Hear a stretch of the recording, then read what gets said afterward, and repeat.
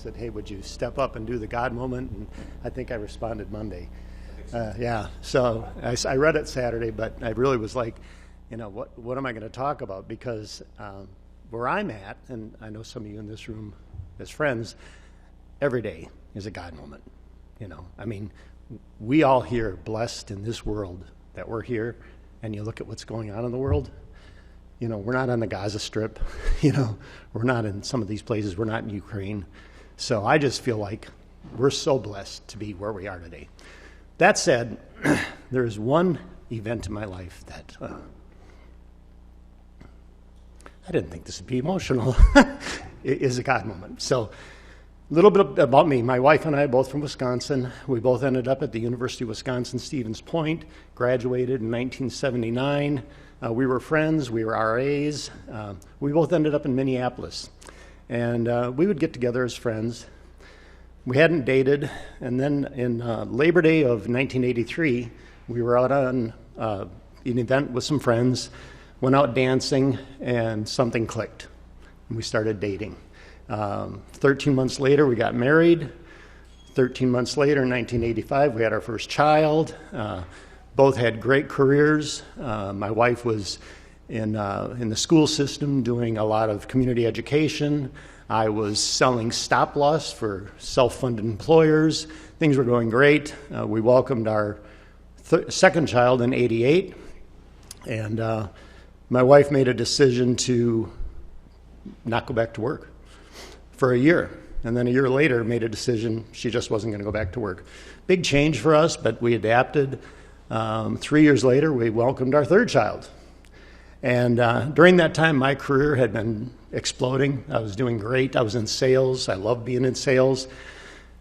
But through that whole time frame, 1988, 1989, 1990, my employer, who was at that time known as Safeco Life, kept wanting me to go into management. And I really loved selling.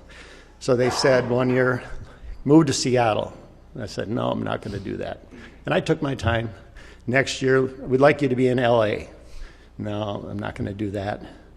Then in 91, they said, we'd love you to come down to Atlanta. So we actually entertained that, but we said, no thanks. And then, in 92, our third child was born. And about 6 months later, I got the call that said, this is your last chance. We got an opening in Chicago. We'd like you to come on down. So we thought about it. We were outgrowing the home we were in. And my wife said, yeah, let's give it a try. Okay, so we picked up ourselves and moved and got down there. And I was in management. And I had 7 people in the country that I was now reporting to me. And I was traveling every other week, 3 days a week. And my wife was home with a 6-year-old, a 3-year-old, and a 1-year-old. And we started to realize how much that support system of where we lived and what we had in Minneapolis wasn't there, and life started to get hard. And it got real hard. And then good fortune came along. They said, hey, you're doing great, Bruce, so we're going to expand your territory. So now I had everything from the Mississippi east. Now I had 12 people reporting to me. And there were no virtual meetings back then, right? If you had to be in Atlanta, you had to be in Atlanta. And if anybody has traveled out of O'Hare any consistently, it doesn't matter. It was really rough. And I lived about 45 minutes from the airport. And life just got really hard. Got real hard for my wife. She struggled in a lot of ways. Thankfully, we had an awesome church.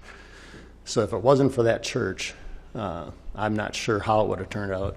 But we just really never realized the support system that we had when we lived in Minneapolis.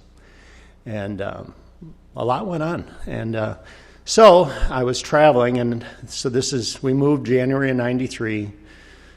Middle of 94, I got the expanded responsibilities, and we're sitting in winter 95, beginning of 96, and we're just not in a real good place. And it turns out I have to go to Iowa.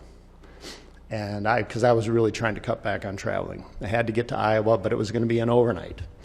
So it was going to work out, and we kind of negotiated how life was going to go.